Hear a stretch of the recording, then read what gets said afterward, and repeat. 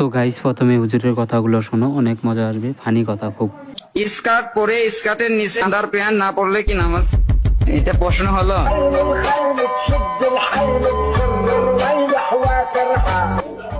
হয়ে যাবে। ভিট দিয়ে গোপন অঙ্গের লোম পরিষ্কার করা যাবে কিনা?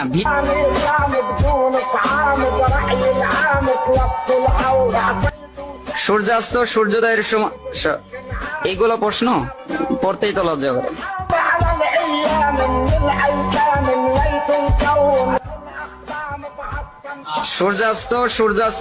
সূর্যোদয়ের সময় সহবাস করা যাবে কি? সব সময় করা যাবে, যখন মন চায়।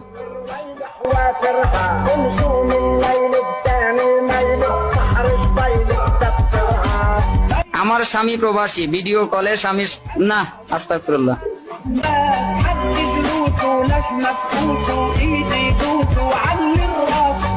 ইয়া করবেন কেন? এটা কেন রুচিশীল কথা নাকি?